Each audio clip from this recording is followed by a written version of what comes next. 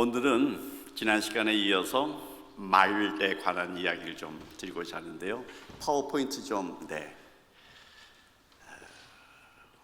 말이 바뀌면은 세상이 다 바뀌는데요. 말씀을 우리가 구원을 받은 것처럼 사람과의 관계에서도 말이 바뀌면 관계가 달라집니다. 퀴즈를 먼저 하나 내고 제가 시작을 하겠습니다. 이 세상을 살아가는데 꼭 필요한 도구 세 가지를 꼽으라면 무엇을 꼽겠습니까? 생각하시는 동안에 제가 제 얘기를 잠깐 할게요. 제가 살림한 지가 10년 됐는데요. 지금은 해외를 나가면은 꼭 관심이 있어서 사지는 못하지만 늘 둘러보는 것이 후라이팬입니다. 그리고 칼입니다. 제가 칼 하나를 한국 돈으로 치면은 한 30만 원짜리 칼도 하나 가지고 있는데요. 요리를 하려고 하니까 꼭 필요한 게 좋은 후라이팬이랑 좋은 칼이더라고요. 후라이팬도 하나가 아니죠. 야채 볶음용도 있고 돼지고기용도 있고 소고기용도 있고 생선구이용도 있고요. 종류가 굉장히 많습니다. 칼도 한 가지 칼이 아니라 종류마다 써야 되는 칼이 다 다릅니다. 제가 좋은 후라이팬과 좋은 칼을 가지고 요리를 할 때에는 음식의 모양이 예쁘게 나옵니다. 자, 그렇다면 도구, 이 마이크도 도구죠. 음성을 키우는 이 리모트 컨트롤도 도구입니다. 인생을 살아가는데 꼭 필요한 도구 세 가지를 교회에서 물어보면 되게 믿음, 소망, 사랑 이렇게 얘기하는데 그거는 왕재수라고 보통 이야기를 합니다. 그런 거 말고요. 그랬더니 어떤 분이 남편이요 이렇게 얘기를 하시는 분도 계시는데 남편은 도구가 아닙니다. 여러분은 마음속에 인생을 살아가는데 꼭 필요한 도구 세 가지를 꼽으라면 무엇을 꼽겠습니까? 한번 이야기해 보시겠어요? 의식주. 야, 먹고 사는 게 굉장히 피곤하신가 보다. 의식주 중요하죠. 네. 근데 의식주는 돈만 있으면 다 해결이 됩니다. 한마디로 돈입니다. 돈이 없다고 불행한 건 아니지만 돈이 없으면 불편합니다. 돈이 우리에게 평안을 갖다 주지는 못하지만 편리함을 갖다 줍니다. 돈이 있어야 구제를 합니다. 돈이 있어야 선교를 합니다. 돈이 있어야 교육을 시킵니다. 돈이 있어야 그런 대로 사람답게 살 수가 있습니다. 돈이 많다고 성공하거나 행복한 건 아니지만 그래도 기본적인 돈이 있어야 됩니다. 돈 싫어하시는 분 계십니까? 돈을 정직하게 벌어서 지혜롭게 쓰는 것이 필요한데 교회가 그런 걸 가르쳐야 되죠. 사실은 돈은 정직하게 벌어서 지혜롭게 쓰는 것. 이 세상을 살아가는데 중요한 도구 중에 하나가 돈입니다. 돈을 다스릴 줄 알아야 되는데 안타깝게도 많은 사람들이 돈의 노예로 살아갑니다. 돈이 인생의 목적은 아닙니다. 돈은 그냥 도구에 지나지 않습니다. 두 번째, 어떤 도구가 필요할까요? 돈 말고. 네? 큰 소리로. 믿음, 소망, 사랑 제가 얘기해 버리니까 하실 말씀이 없으신가 보네요. 두 번째는 말입니다. 다른 사람과 관계를 맺는 것도 말로 관계가 만들어지고 그 관계가 깨지는 것도 싸가지 없는 말 때문에 관계가 깨집니다. 돈이라는 것은 세상을 살아가는 도구라면 말이라고 하는 건 사람과 사람 사이의 관계를 만드는 도구입니다. 우리는 하나님의 형상대로 지음을 받았다고 합니다. 하나님은 소통하시는 하나님, 말씀하시는 하나님이십니다. 관계를 맺으시는 하나님입니다. 하나님은 공동체, 성삼위께서는 공동체로 존재하시는 것처럼 인간이 독초하는 것이 좋지 않나니 좋지 않다고 하시면서 사람을 만드십니다. 남자와 여자를 지으시고 공동체를 만드십니다. 공동체의 관계가 만들어지기 위해서는 말이 필요합니다. 연애 뭘로 합니까? 말로 합니다. 뭐 하나 물어봐도 돼요?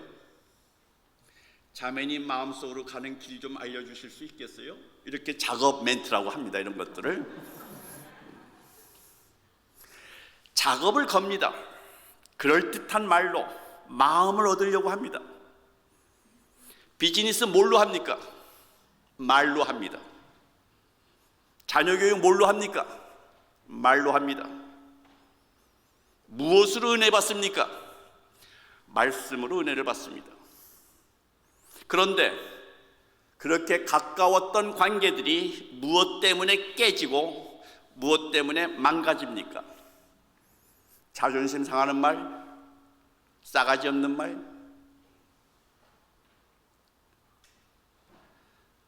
맥 빠지는 말, 상처를 내는 말, 그 말 때문에 등을 돌리고 자고 말 때문에 관계가 깨집니다. 말도 도구입니다. 하나님의 말씀은 사람을 세우는 말씀이고 생명을 주는 말씀인 것처럼 하나님의 형상을 담고 복음의 말씀으로 거듭난 그리스도인들의 대화는 사람을 살리는 대화를 해야 되지 않겠습니까? 사람을 세워주는 대화를 해야 되지 않겠습니까? 그런데 실제 여러분의 생활이 어떻습니까? 부부간의 대화가, 부모자녀 간의 대화가, 교회 안에서의 대화가 비난하고 비교하고 충고하고 정죄하고 심판하는 말을 쓰지는 않습니까? 들으면 화가 나고 섭섭하고 실망스럽고, 그런데 말하는 사람은 다 사랑으로 한다고 이야기를 합니다. 문제는 듣는 사람들은 다 독약을 먹는 기분일 것입니다. 세 번째 중요한 도구가 있습니다. 그것은 오늘 다룰 문제는 아니지만 성입니다. 섹스. 가정생활에 있어서 성생활은 대단히 중요합니다. 부부를 부부답게 만드는 대화입니다. 부부가 일체감, 연합을 느끼고 거기서 쾌락과 기쁨을 누리는 것이 바로 성입니다. 인생의 3대 주제라고 하면 돈, 말, 성입니다. 이 세 가지 때문에 가장 부부싸움을 많이 합니다. 돈 문제 때문에 부부싸움을 합니다. 말 때문에 부부싸움을 합니다. 드러내고 말을 하지 않지만 성생활 때문에 부부싸움을 합니다. 그런데 성경에서 가장 많이 경고하는 주제가 바로 이 세 가지입니다. 일만악의 뿌리, 돈을 사랑하는 마음, 하나님과 만몬을 함께 섬길 수 없다고 주님은 말씀하십니다. 돈과 하나님을 함께 섬길 수가 없습니다. 그 시절에도 돈은 하나님과 대등한 수준의 사람들에게 영향력을 끼치는 우상이었습니다. 오늘 담임 목사님께서 차를 마시면서 저한테 돈을 너무 좋아하지 말라고, 이 한국 교회가 돈을 좋아하는 것 때문에 문제가 많다고 하시면서 이렇게 여러 이야기를 하셨습니다. 우리는 돈을 싫어하는 것 같이 이야기를 하지만 속에서는 얼마나 돈을 좋아하는지 모릅니다. 바리새인들이 그랬습니다. 주님께서 저들은 돈을 좋아하는 거로 하시면서 지적을 하셨습니다.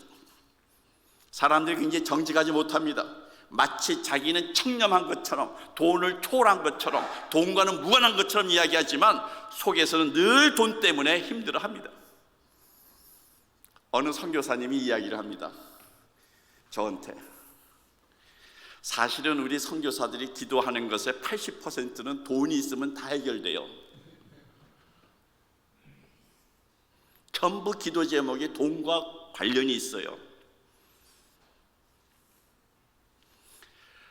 성, 말, 성경에 인간 생활에 대해서 경고하고 주의하라고 강조하는 것이 바로 저 세 가지입니다. 그래서 오늘은 이 말에 대한 이야기를 할 텐데요, 심령의 변화는 말의 변화로 나타납니다. 하나님의 형상을 닮은 사람들은 말에도 능력이 있습니다. 하나님의 말씀에 능력이 있는 것처럼 사람의 말에도 능력이 있습니다. 오늘 읽은 본문을 보십시오. 사실은 잠언 12장에서 한 23장까지 읽으면서 말, 혀, 귀, 목구멍 뭐 이런 구강 구조에 관한 것에 줄을 그으면서 읽으신다면 성경의 절반이 아마 빨간색이 될 겁니다. 그만큼 잠언에서는 말에 대한 이야기를 많이 하고 말을 잘못하는 사람을 악인이라고 부르고 선한 말을 하는 사람을 의인이라고 이야기를 합니다. 말로 악인과 의인을 딱 구분을 합니다. 예수님의 복음서를 보시면은 우리 잘 아시다시피 제자들이 길 안식일 날 가다가 이제 이렇게 벼를 뭐 먹지 않습니까? 그러니까 이제 바리새인들이 안식일 범했고 또 손도 씻지 않고 먹는다라고 지적을 합니다. 장로의 유전입니다.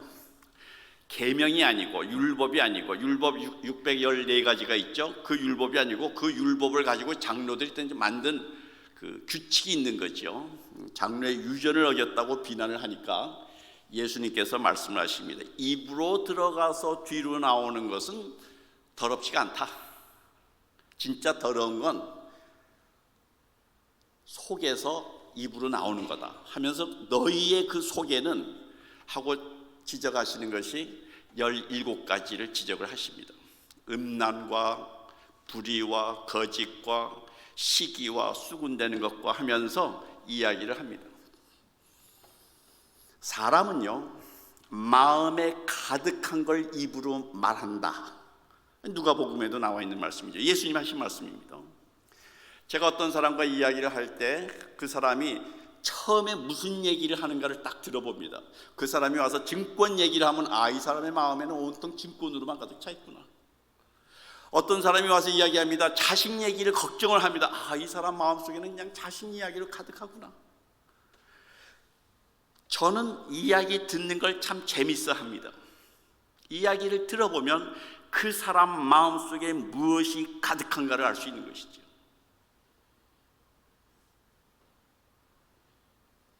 여러분들은 집에서나 교회에서 무엇을 주로 말씀하시나요?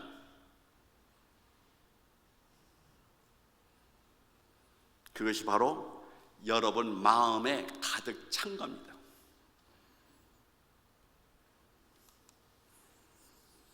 성도의 언어 생활. 제가 에베소서를 지난번에도 한번 말씀을 드렸습니다마는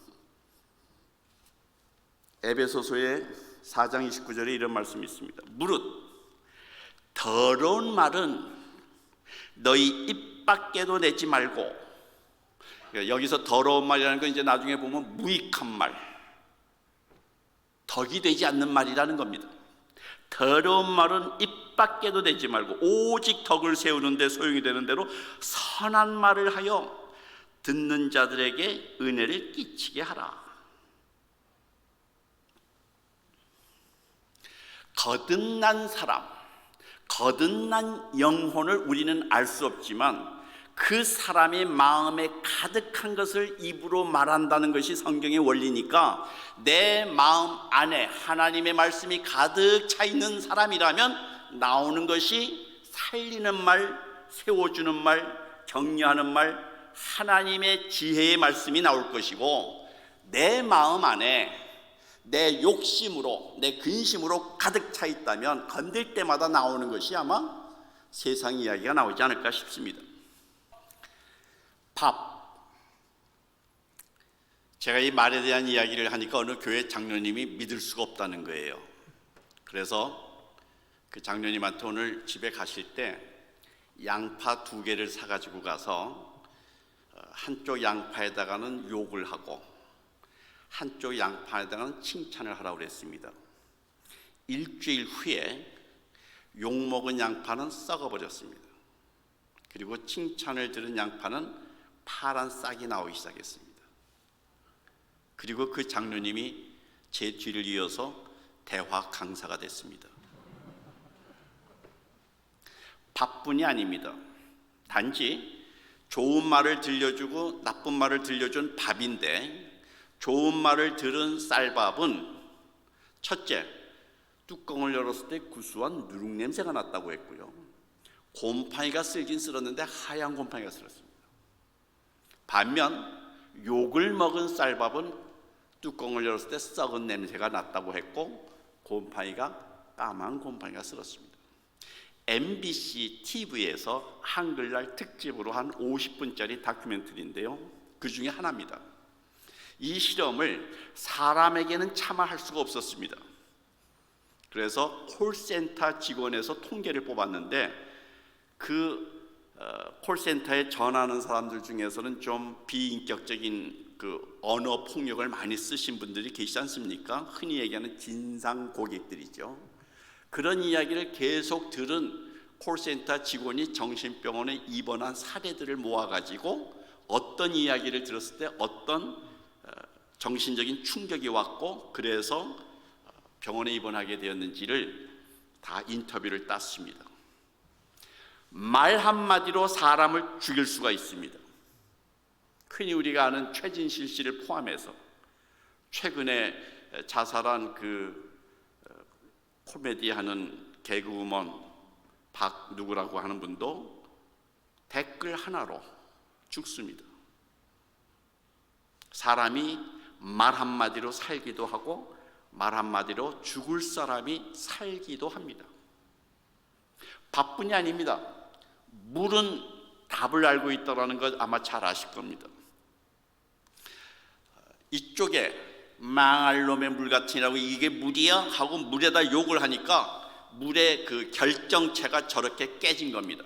반면에 물에다가 고마워, 사랑스러워 하면 물의 결정체가 저렇게 변합니다. 저건 과학입니다. 저거를 우리가 육각수라고 부르죠.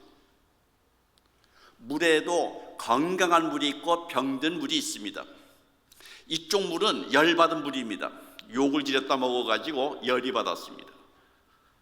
물도 욕을 계속하면 열을 받습니다. 반면에 사랑해 난 네가 너무 좋아하면 육각수의 물이 샤방샤방 빛나기 시작합니다. 빛이 납니다. 물이.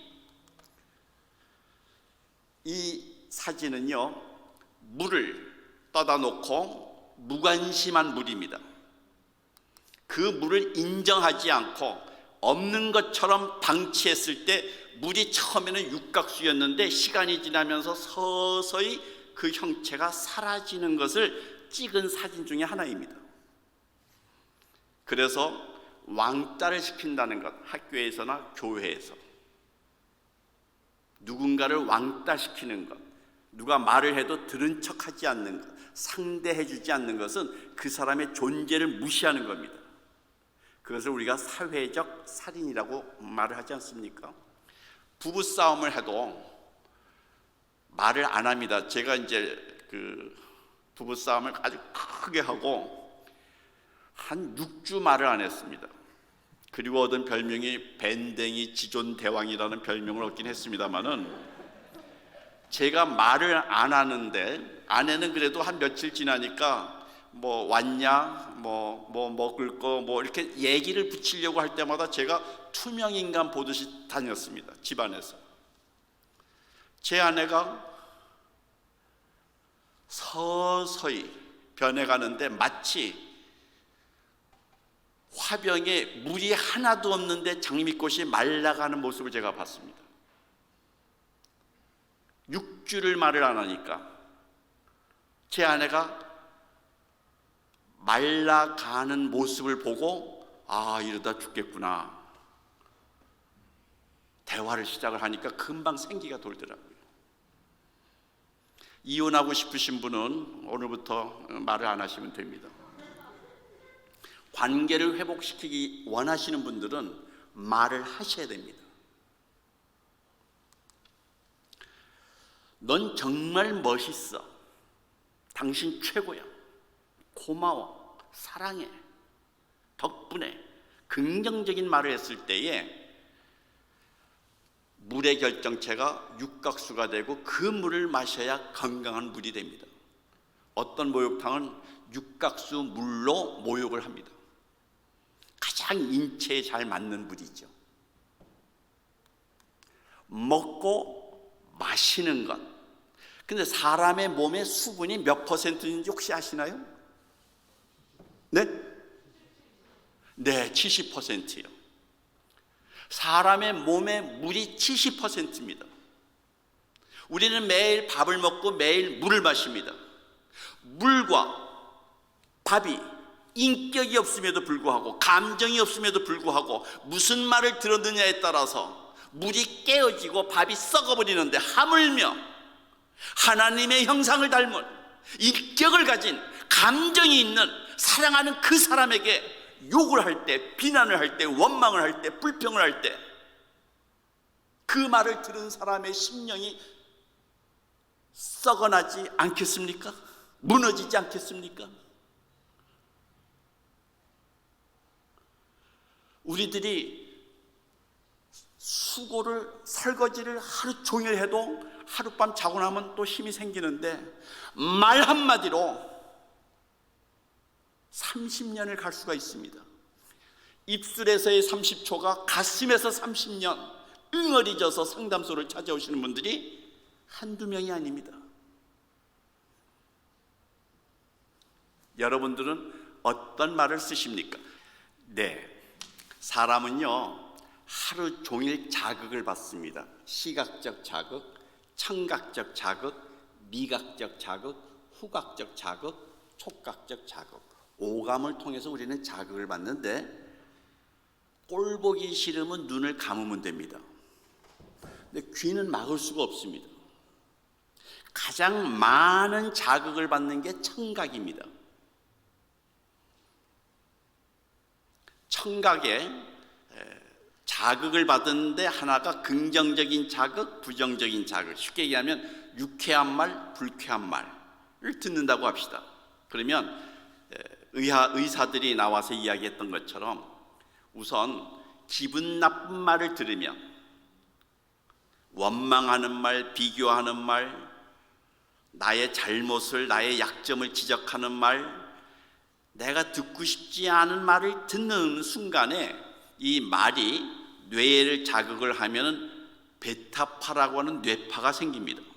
머리에는 여기 의대나 이런 간호학 공부하신 분도 계시라고 봅니다만은 알파파, 베타파, 감마파 여러 가지 그 뇌파들이 있는데, 기분 나쁜 말을 들으면 베타파입니다. 베타파가 뇌파가 생기는 즉시 몸에서는 이제 여러 가지 현상들이 일어나는데, 그 중에 하나가 우선 코티졸이 증가를 합니다. 코티졸이라는 건 스트레스를 유발하는 겁니다. 코티졸이 증가가 되면 아드레날린이 분비가 됩니다. 그러면서 몸에서 느끼는 자각 증상이 크게 세 가지가 있는데, 하나가 무슨 기분 나쁜 말을 탁 듣는 순간에 맥이 빠집니다. 기운이 없어집니다. 그리고 몸이 무겁게 느껴집니다. 몸이 무겁고 맥이 빠지고 기운이 쭉 빠져나가는 그런 느낌을 갖습니다. 기분 나쁜 말을 들었는데 웃는 사람은 정신병원 가야 되지 않겠습니까? 뿐만 아닙니다. 기분 나쁜 말을 계속 들으면 혈압이 오릅니다. 심박수가 빨라지고 호흡이 거칠어집니다. 그러면은 핏줄이 터질 확률이 큽니다. 대개 부부싸움 하다가 목 잡고 넘어가는 건 아내일까요? 남편일까요? 남편입니다.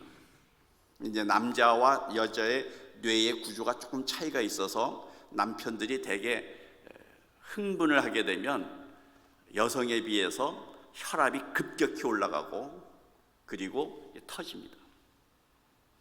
또 여성분들은 화가 나면, 기분 나쁜 말을 들으면 근육이 긴장을 합니다. 피부가 긴장을 한다는 뜻입니다. 그래서 어깨가 뭉칩니다. 부부싸움하고 화장을 하려고 하면 그 좋은 SK2를 찍어 발라도 화장이 뜹니다. 피부가 안 먹습니다. 아무리 두들려도 먹질 않습니다. 기분 나쁜 말 하나 들은 것이 체합니다. 기분 나쁜 말 하나 들은 것이 우리 몸의 건강에 굉장히 많은 악영향을 미칩니다. 그런데 기분 좋은 말을 들으면요, 첫째, 몸이 가볍게 느껴집니다. 날아갈 것 같습니다. 무슨 좋은 칭찬을 들으면, 인정하는 말을 들으면 날아갈 것 같아. 왠지 몸이 가벼워. 그러면서 몸에서 T임파구가 활성화가 됩니다. 면역력이 올라갑니다. 엔돌핀이 나옵니다. 도파민이 솟구칩니다. 세로토닌이라는 그 행복 중추의 그런 감정을 일으키는 그런 호르몬의 분비들이 생기면서 몸이 가벼워지고 세상이 갑자기 긍정적으로 보이고 뭔가 자신감이 생기고 뭔가 하면 할 것 같은 느낌이 듭니다. 말 한마디로 사람이 건강이 나빠질 수도 있고, 말 한마디로 건강이 좋아질 수도 있고, 말 한마디로 불행감을 느끼면서 살 수도 있고, 말 한마디에 행복감을 느끼면서 살 수도 있습니다. 사람이 화가 나거나 슬퍼지면 생각하는 이성적인 기능이 떨어집니다. 그래서 많이 잠을 자거나 화가 나면 이제 여성들이 또 아이들이 잠을 자려고 합니다. 몰라 하고 이제 가서 잠자려고 하거나 막 먹습니다. 화가 나면 먹는 걸로 스트레스를 풀지요. 화가 나면 의욕이 떨어집니다. 하고 싶은 마음이 사라집니다. 화가 나면 1시간 걸릴 일이 2시간, 3시간 걸립니다. 화가 나면 일을 적당히 대충 해버리고 맙니다. 화가 나면 관계가 깨집니다. 화가 나면은 성과가 오르지가 않습니다. 저는 장사하시는 분들 또는 장사하시는 분들이나 사업하시는 분들이나 여성 같은 경우는 자녀 교육을 이제 상담이나 코칭을 많이 하는데요. 한번 생각해 보십시오. 여러분들 어릴 때 여중 시절이나 여고 시절에 내가 좋아했던 선생님, 마음을 짝사랑했던 선생님, 그 수업 얼마나 열심히 공부를 하셨습니까? 그런데 느끼했던 재수 없는 선생님 수업은 대충 하지 않았습니까? 이 교회 목사님을 좋아하시는 성도들이 많을수록 교회는 부흥하게 돼 있습니다.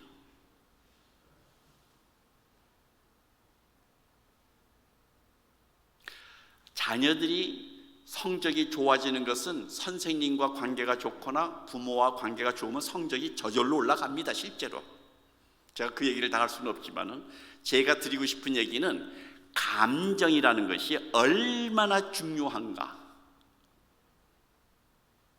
신앙도 이성과 감정이 함께 가는 겁니다. 이 두 개의 수레바퀴가 이성적으로 논리적으로 복음을 깨닫고 그 복음에 대한 열정이 내 마음에서부터 솟구쳐 올라올 때 헌신을 하게 되는 거거든요. 지치지 않고 기쁜 마음으로. 말이라는 것은 하나의 자극입니다. 자극. 그 자극이 내 마음을 갈라놓기도 하고 찢어놓기도 하고 또 내 마음을 이렇게 보다듬어 주기도 하고 내 마음을 이렇게 든든하게 키워주기도 합니다. 말로요. 말로. 하나님이 말씀으로 우리를 치유하시고 구원하시고 힘을 북돋아 주는 것처럼 사람들의 말도 그렇다는 겁니다.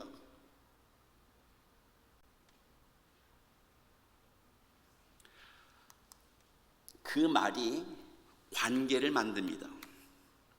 긍정적인 말은 긍정적인 관계를 만들고 부정적인 말은 부정적인 관계를 만들어서 관계가 서서히 멀어집니다. 긍정적인 말을 하면 그냥 듣고 싶어. 누군가가 이야기할 때마다 그랬어? 하고 잘 들어주는 사람이 있다면 자꾸 그 사람한테 가서 말하고 싶지 않겠습니까? 근데 무슨 얘기만 하면 그건 네가 잘못 생각한 거야. 그럴 때는 이렇게 해야지 하면서 지적을 하고 충고를 하고 조언을 하는 그 사람한테 누가 가려고 하겠습니까? 무슨 이야기를 해도 성경에서 사연을 듣기 전에 말하는 사람은 어리석은 자다 그렇게 이야기를 합니다. 그 사람이 얘기 끝까지 들어줘 봐야 얼마나 걸리겠습니까? 30분 안 걸립니다. 30분 정도. 무슨 사연을 갖고 있는지 들어주는 것만으로도, 그리고 그랬구나, 얼마나 힘들었어, 얼마나 속상했어, 얼마나 화가 났어, 그랬구나.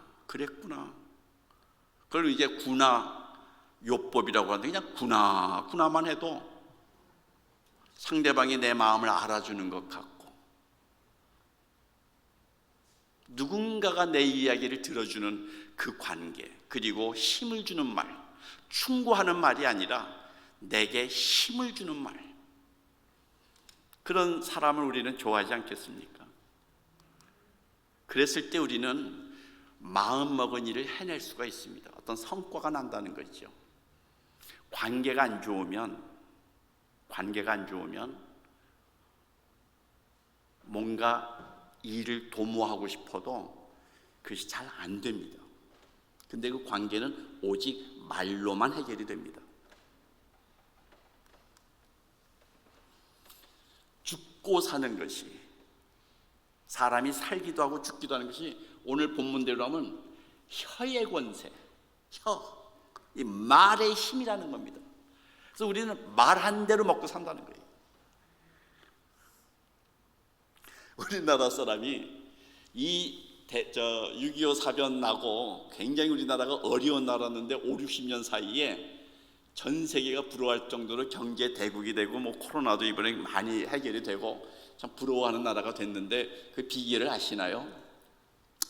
제가 어렸을 적에는 아이들이 코를 이렇게 흘리고 다녔었어요. 누런 코들을. 많은 부모들이 흥해라, 흥해라, 흥해라, 흥하라는 말을 하루에도 수십 번씩 들으면서 50년을 지났더니 우리나라가 흥했다고 이야기를 합니다. 같은 말을 해도 망할 놈의 자식 같으냐고, 망할 것 같으냐고, 그것보다는 이런 흥할 것 같으냐고, 같은 말이라도 들으면서도 기분 좋은 욕 아니겠습니까? 제가 생각을 해봤습니다. 어떤 말을 하면 사람들이 에너지를 얻고 어떤 말을 하면 기분이 좋을까? 그래서 5마디를 생각을 해봤는데요. 그 5마디가 바로 칭찬, 인정, 지지, 격려, 감사, 이 5마디입니다. 여러분들은 하루에 저 5마디를 몇 번이나 쓰시나요? 제가 이 강의를 이렇게 해서 참 불편한데요. 사실 제 강의는 다니면서 사람들과 대화도 하고 물어보기도 하고 그 자리에서 이렇게 좀 의견들도 수렴하고 그러면서 강의를 하댔는데, 이렇게 멀리 떨어져서 하니까 질문도 좀 어렵네요. 칭찬, 인정, 지지, 격려, 감사, 이 5가지 중에서 가장 강력한 파워를 갖고 있는, 기적을 만드는 단어는 어떤 말일까요? 네? 감사입니다. 감사요. 이 감사는 따로 감사의 파워에 대해서 따로 이야기해야 될 정도로 아주 중요한 이야기입니다. 이 감사는 정말 죽을 사람도 살려낼 수 있는 힘을 갖고 있는 기적의 언어입니다. 그래서 성경은 범사에 감사라고 이야기를 합니다. 그 감사가 보통 감사가 아닙니다. 그냥 입술의 감사가 아니고 진심으로 하는 그 감사가 죽을 사람을 살립니다. 제가 알고 있기에 이제 그 서울대 안병동, 옛날이죠. 지금은 어떤지 모르겠어요. 20년 전만 해도 거기에 이제 안병동에 특수한 치료법 2가지가 있었습니다. 민간요법으로요. 그 중에 하나가 웃음 치료라는 게 있습니다. 지금도 하는지는 모르겠는데요. 그 간호사를 제가 몇 번 만난 적도 있었고, 그 병원에 가서도 또 강의를 한 적이 있긴 합니다만은 웃음 치료. 즐거운 것. 즐거워할 때 T임파고가 활성화가 되거든요. 면역력이 굉장히 올라가거든요. 즐거워하는 것. 그래서 웃음 치료라는 게 있습니다. 두 번째가 감사일기를 쓰게 하는 겁니다. 제 아들, 막내 아들이 한때 도박 중독에 빠졌었습니다. 그래서 빚을 많이 지고 장기를 팔아야 되느냐, 감옥에 가야 되느냐, 새우젓 어선을 타야 되냐, 이런 이제 고민을 하고 저한테 왔습니다. 그래서 제가 네 빚이니까 네가 갚아라. 그게 책임 있는 자세고, 이제 제가 2년 동안 막내 아들과 이제 대화를 코칭을 하면서 숙제를 내준 것 중에 하나가 감사 일기를 하루에 5개, 그러니까 5개의 감사를 찾아서 저한테 카톡으로 보내면 돈을 주기로 했습니다. 하나에 2,000원씩 5개니까 10,000원, 한 달이면은 30만 원이죠. 그렇게 감사를 쓰게 했습니다. 처음에는 감사를 그 돈을 필요하니까 이제 쥐어짜서 썼는데요. 이게 점점 감사 일기를 쓰는다가 생각이 조금씩 변했죠. 이거는 아주 놀라운 결과인데요. 그 아이가 감사일기를 쓰면서 도박 중독이 완전히 끊어졌습니다. 병원에서도 도박 중독으로 진단을 받고 많은 걱정이 있었는데요. 단지 감사일기 하나 쓰는 것, 나중에 그 감사의 깊이가 아주 깊어졌습니다. 제 아들은 감사일기를 600번까지 쓰고 멈췄습니다만은, 제 친구는 감사일기를 4,000번째, 그러니까 10년이 넘도록 쓰는 사람이 있어요. 간암을 다 이겨낸 그 감사일기를 쓰면서 질병이 많이 고쳐진 이야기들을 저는 주변에서 참 많이 듣습니다. 부부 상담을 하면서도 불평 불만 때문에 이혼하겠다고 오신 분들과 이야기를 하다가 공감 충분히 해주죠. 그리고서 종종 묻는 것 중에 하나가 이제 고마운 걸 얘기하게 합니다. 고마운 걸. 그런 표정들이 바뀝니다. 지금까지는 섭섭했던 것들만 기억하면서 살아가는 그 관계와 살면서 섭섭한 것만 있겠습니까? 고마운 거 왜 없겠습니까? 고마운 것들을 기억하는 이야기가 점점 많아질수록 표정이 달라집니다. 저희 집에서는 아이들과 어릴 때 아이들은 부모한테 감사가 많겠어요? 불만이 많겠어요? 불만이 많아요. 늘 아쉬워하고.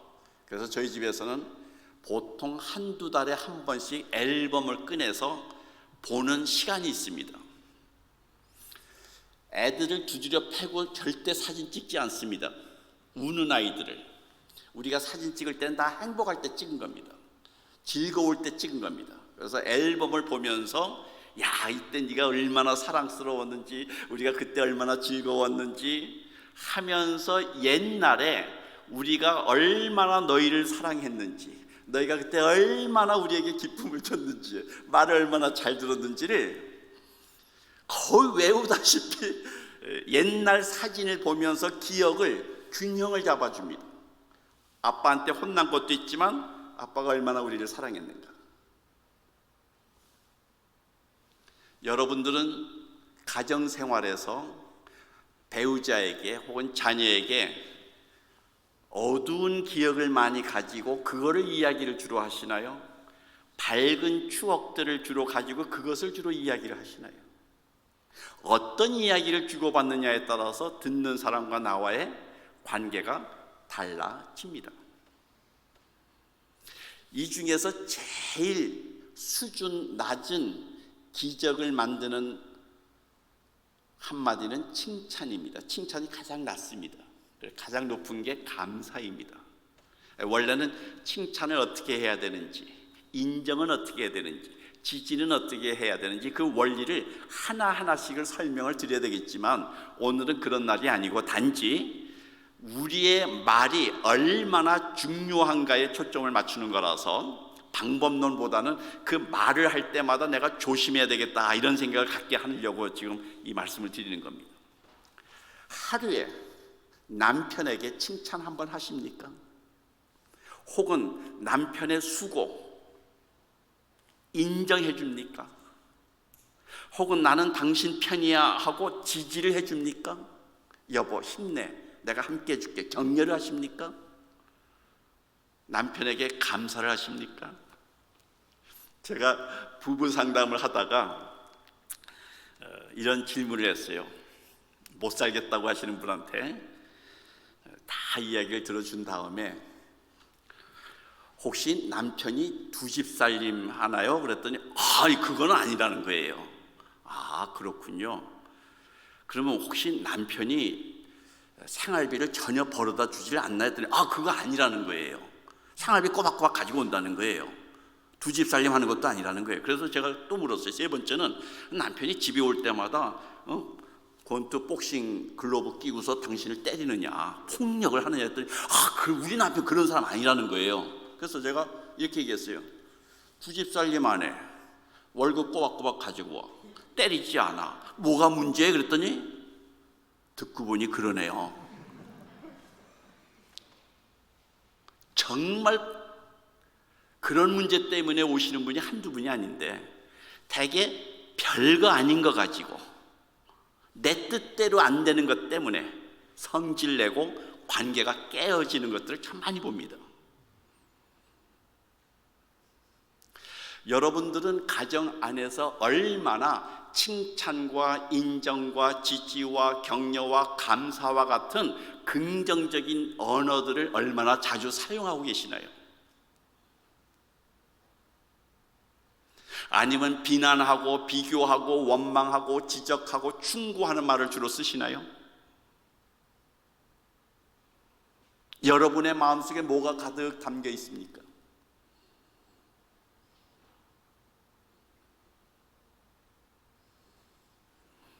사람은 자기 마음속에 가득한 것을 입으로 말함이니 칭찬을 들으면 기분이 좋아집니다. 저는 지난번에도 그랬고 오늘도 와서 목사님한테 어떻게 칭찬을 많이 받았는지요. 저녁을 안 먹어도 정말 배가 부릅니다. 저를 강의를 참 재밌게 하신다, 칭찬을 해주시더라고요. 유익했다. 그냥 유익하지 않고 재미만 있으면 그거는 웃기는 늙은이죠. 그냥 그건 개그맨 같은 건데 그 재미있으면서도 유익하다고 얘기하니까 제가 뭔가 잘한 것 같고 뭔가 도움이 된 것 같으니까 기분도 좋고 뿌듯해지고 자존감도 올라가더라고요. 근데 만약에 목사님이 무슨 그 강의를 그렇게 하세요, 우리 교회 안 맞아요 라고 얘기를 한다면 제가 아마 재미가 없을 거예요. 포기하고 싶은 마음이 들지 몰라요. 여러분들은 가정에서 어떤 언어를 쓰십니까? 잘했어, 괜찮아, 애썼어, 수고했어, 다음에 잘하면 되지. 제가 막내 아들이요 37개월 됐을 때 영국을 왔어요. 제가 영국에 이제 공부를 하러 갔을 때 가족들이 다 이사를 왔는데 37개월 된 아이를 저희 부부가 같이 상담 공부를 하다 보니까 그 아이를 우리나라식으로 하면 뭐라 그러나 어린이집에다가 이렇게 강제로 보낸 거예요. 한국말도 못하는 애가 영어 하는 가서 놀림도 많이 받고 그랬죠. 또 거기서 이제 익숙해져 가지고 자기가 영국 아이로 착각하고 살아갈 때쯤 되니까 또 한국으로 온 거예요. 그러니까 한국에 적응이 또 안 되니까 이 아이가 학교에서 많이 왕따도 당하고 자존감도 많이 낮아지고 그랬어요. 그 아이가 학교에서 왕따 당하고 성적도 뭐 별로 안 좋고 많이 뺏기고 애들한테 이렇게 폭력을 많이 당했죠. 그러다 보니까 이제 친구들을 사귀려고 돈이 필요하니까 이제 도박을 하게 되고 이제 그렇게 발전을 한 아이가 됐는데 고등학교 2학년 때 경복고등학교를 다녔는데요. 500명 중에 270등을 했어요. 걔로서는 정말 잘한 겁니다. 그런데 그 경복고등학교 개교 100년이 넘는 학교에서 제 막내 아들이 그 학교 개교일에 가장 많은 지각과 결석을 한 아이예요. 저희 집은 경복고등학교 앞집이었어요. 그래서 대학을 갈 내신 성적도 안 되고 실제 성적도 안 되는 거예요. 고등학교 2학년 여름방학에 성적표를 받아가지고 온 게 그랬어요. 근데 저는 교육관이 대학 안 가도 괜찮다는 주의고 1년 늦게 가도 괜찮다고 하는 사람이에요. 근데 제 아내는 반드시 대학은 가야 되고 좋은 학교를 가야 된다는 교육관을 갖고 있었어요. 부부싸움을 했어요. 제가 졌죠. 그래서 아들을 이제 대학 보내는 일을 맡았어요. 1년 동안. 근데 저는 또 개인적으로 사교육도 반대하는 사람이에요. 학원 보내는 걸 반대해요. 근데 우리 아들이 학원을 못 가니까 이제 야간 자습 그 독서실에서 공부를 하는데요. 저는 그때 알았어요. 영교시 수업이 있다는 것을요. 아침 일찍 학교를 가더라고요. 제가 자다가 말고 일어나서 아이를 가는데 안아주면서 그랬어요. 어떤 놈이 뭐 공부가 쉬웠어요. 그런 책을 썼냐. 세상에 어려운 게 공부인데. 학교 바로 앞이 저희 집이었기 때문에 아이가 12시까지 야간 자습 하고 12시 한 5분쯤 되면 집에 와요. 그럼 제가 자다가 말고도 일어났다가 거실에서 이렇게 기다리고 있다가 이제 아들이 들어오면 애썼다. 어떤 놈이 하버드 가기가 쉬웠어요. 그런 책을 썼냐. 세상에 어려운 게 그런 책이 실제 있었거든요. 그 아이를 격려해 준 것밖에 없어요. 지지해 준 것밖에 없어요. 뭘 조금만 해도 칭찬을 해줬어요. 그 다음 해, 그러니까 고등학교 3학년 1학기를 마치고 성적은 전교 19등을 했어요. 놀랍죠?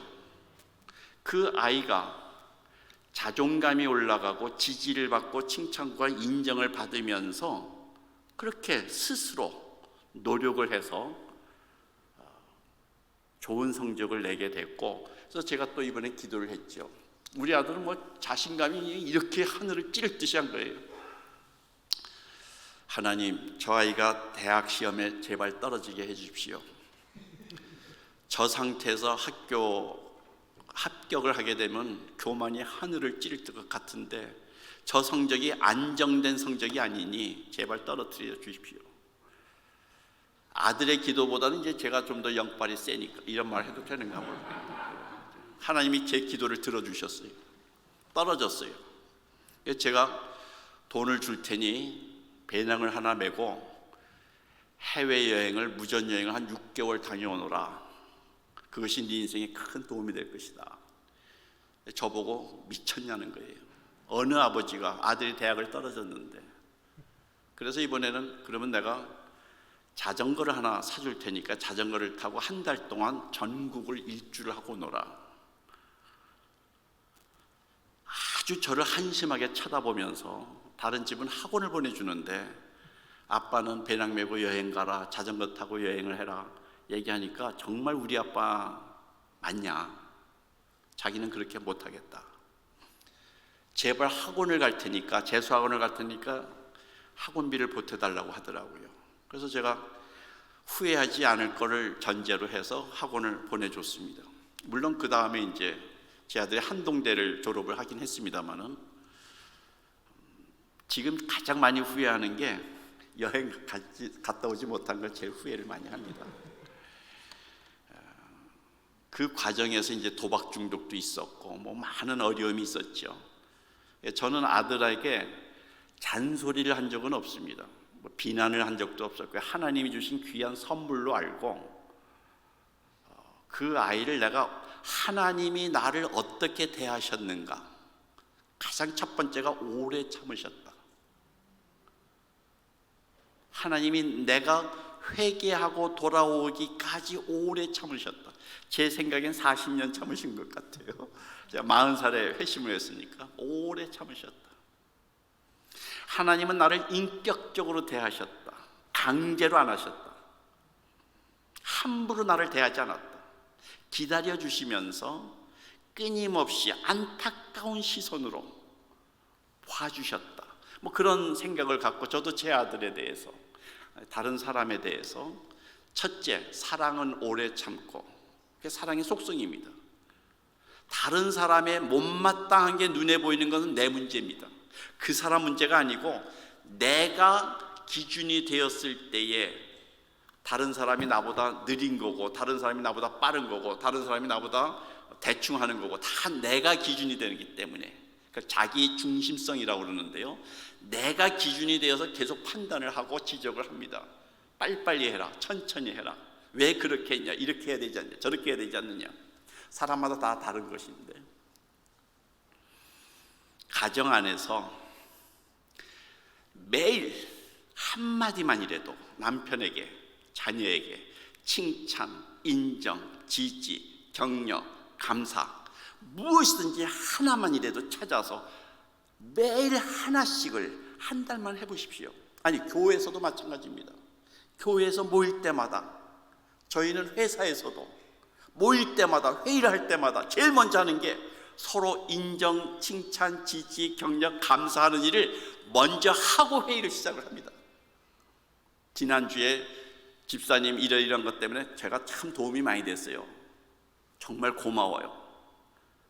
집사님 그런 어려운 점이 있었는데 그래도 그거를 꿋꿋이 해낸 걸 보니까 정말 박수 쳐드리고 싶어요.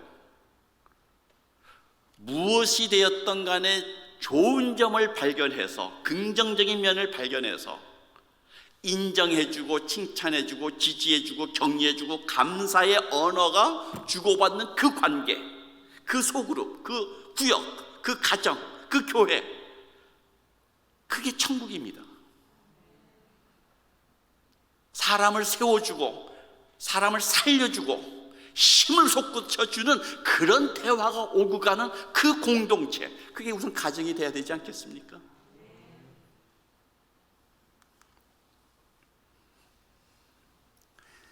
하나님의 말씀은 어떤 말씀이십니까? 창조의 말씀이십니다. 말씀으로 세상을 창조하셨습니다. 하나님의 말씀은 생명의 말씀이십니다. 죽은 자로 하여금 살아나게 하는 말씀이십니다. 하나님의 말씀은 진리의 말씀입니다. 하나님의 말씀은 위로의 말씀입니다. 격려의 말씀입니다. 용기를 북돋아 줍니다. 미련한 자를 지혜롭게 만드는 말씀이십니다. 하나님의 말씀은 유쾌함을 주고 즐거움을 줍니다. 소망을 줍니다. 그래서 우리가 하나님의 말씀을 사모하고 이 말씀을 묵상할 때마다 힘을 얻는 거 아닙니까? 우리가 하나님의 말씀을 사랑하고 읊조리는 이유가 뭡니까? 이 말씀이 내게 힘이 되기 때문에, 생명이 되기 때문에, 지혜가 되기 때문에, 내 인생의 등불이 되기 때문에, 어리석은 나를 깨닫게 하기 때문에, 위로가 되기 때문에, 자신감을 심어주기 때문에, 담대함을 주기 때문에 이 말씀을 사모하는 거 아닙니까? 그렇다면 생명의 말씀을 담은 우리들의 심령, 여러분이 매일 말씀을 읽는다면, 그 말씀이 우리의 마음에 가득 차 있다면, 하나님의 형상을 담고 하나님의 말씀을 가슴에 품은 사람들의 대화는 어떤 대화가 되어야 합니까? 내가 이 이야기를 했을 때 내 이야기를 들은 사람이 살아나야 되지 않겠습니까? 힘을 얻어야 되지 않겠습니까? 용기를 얻어야 되지 않겠습니까? 소망을 가져야 되지 않겠습니까?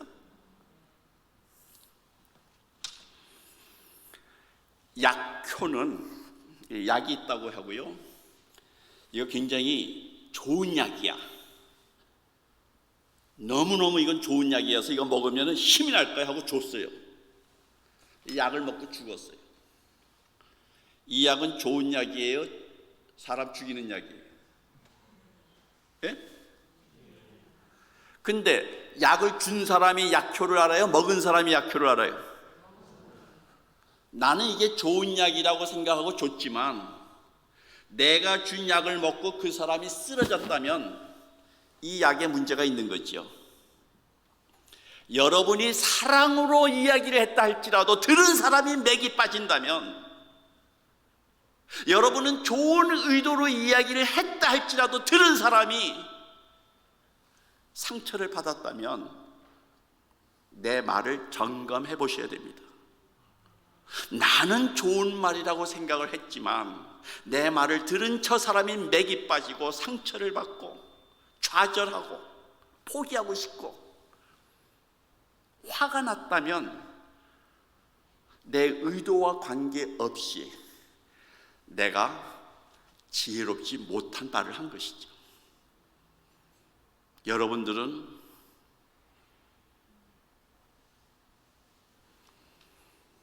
어떤 말을 하십니까? 살리는 말입니까? 죽이는 말입니까? 세워주는 말을 하십니까? 깎아내리는 말을 하십니까? 그리스도인이라 하면 생명과 진리의 말씀을 품은 사람들입니다. 따라서 우리의 언어는 생명과 진리를 전하는 말이 되어야 합니다. 그래서 내 말을 들은 사람이 힘을 얻어야 되고 내 말을 들은 사람이 어리석음에서 깨달아지는 변화가 이루어지는 그것을 우선은 칭찬, 인정, 지지, 격려, 감사의 언어를 매일 한 달간만 바를 정자를 써가면서 제 아들이 감사하는 것 중에 하나가 어느 날 중학교 때 그러더라고요. 아침밥 해줘서 고마워. 저 깜짝 놀랐어요. 그랬더니 왜 그게 고마워? 그랬더니 나는 당연하다고 생각했는데 아이들을 만나보니까 아침밥 못 먹고 오는 애들도 많더라고. 당연한 게 없는 것 같아. 그렇습니다. 이 세상에 당연한 것 단 하나도 없습니다. 모든 게 감사할 겁니다. 제 아들이 이번에는 군대를 갔습니다. 휴가를 갔다 오더니만 하는 얘기가 엄마 고마워, 아빠 고마워. 뭐가 고마웠더니 이혼 안 하고 살아줘서 고마워. 그래서 제가 그 뚱딴지가 지금 무슨 말이야 그랬더니 우리 군대에 나만 엄마 아빠랑 살아. 10몇 명이 있는데 단 한 명도 부모와 함께 사는 병사가 없더라는 거예요. 할머니와 살든지 엄마와 살든지 아빠와 살든지 혼자 살든지 이혼한 가정에서 살든지 재혼한 가정에서 살든지 어려움을 많이 가지고 있죠. 이 세상에 정상이 어디 있습니까? 저는 매일 아침에 동쪽에서 해를 뜨는 것을 볼 때마다 저는 하나님께 정말 감사를 합니다. 하나님이 일을 하시는구나. 오늘도 봄이 오고 여름이 오는 계절의 변화가 이게 저절로 되는 거 아니거든요. 하나님이 일을 하고 계시기 때문에 봄, 여름, 가을, 겨울이 오고 낮이 오고 밤이 오고 하는 겁니다. 우리 아들이 기도를 합니다. 이제 어릴 때 하나님 아버지 밥 남기지 않고 끝까지 잘 먹게 해주시고 그렇게 하길래 제가 스톱 했어요. 다 눈 떠. 밥 누가 먹냐? 제가요. 남길지 안 남길지 누가 결정해? 내가요. 그걸 왜 기도를 하냐? 네가 하면 되지. 기도 다시 해. 하나님, 제가 밥 남기지 않고 끝까지 다 먹을 테니까 소화 잘 되게 해주세요. 그렇게 기도를 하더라고요. 하나님이 하실 일이 있고 우리가 할 일이 있는데요, 언어의 훈련은 기도로 되는 게 아닙니다. 내가 해야 될 일입니다. 하나님, 내 혀에 할례를 베푸사 내 말이 덕을 나가게 해주시고 덕스러운 말, 유익한 말, 생명에 살리는 말을 하게 해주시고, 기도한다고 내 혀가 그렇게 되는 게 아니라 내가 의식하고 그렇게 노력을 해야 됩니다. 우리가 해야 할 일을 하나님께 맡기면 안 되죠. 하나님이 하실 일이 있죠. 내가 해야 될 일이 있습니다. 마지막으로 제가 동영상 하나 보여드리고 마칠게요. 영생은 하나님의 말씀으로 얻는 거고 자녀는 부모의 말로 만들어진다. 여러분은 어떤 유산을 남기고 떠나기 원하십니까? 여러분이 가장 소중하게 여기는 유산은 무엇입니까?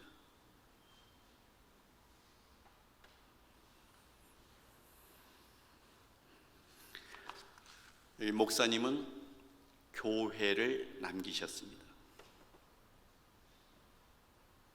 그리스도의 몸을 한 조각을 남기고 퇴임을 하신다고 들었습니다.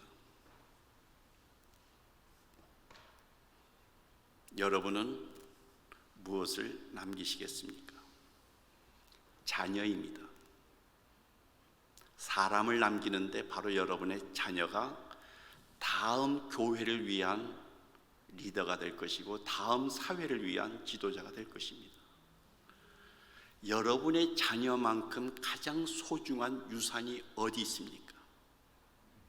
하나님의 백성만큼 소중한 유산이 어디 있습니까?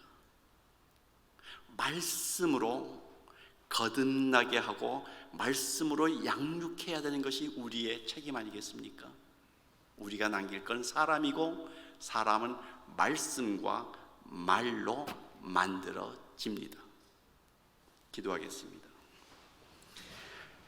하나님 아버지, 진리의 말씀으로 생명의 말씀으로 저희들을 거듭나게 하여 주셨사오니 생명과 진리의 말씀을 가슴에 품은 저희들도 주님을 닮아서 이 세상을 향하여 가정을 향하여 교회를 위하여 살리는 언어 생활을 할 수 있도록 도와주시옵소서. 우리가 만나고 헤어질 때마다 그 사람에게 칭찬, 인정, 지지, 격려, 감사를 통하여 사람을 살리고 세워주고 힘을 주는 저희들이 될 수 있도록 도와주시옵소서. 우리 입술에도 할례를 주실 뿐만 아니라 우리의 마음을 새롭게 하사 우리의 언어가 변화되어서 이 교회가 하나님의 나라의 의와 평강과 희락이 넘치는 아름다운 공동체가 될 수 있도록 축복하여 주시옵소서. 예수님의 이름으로 기도드리옵나이다. 아멘.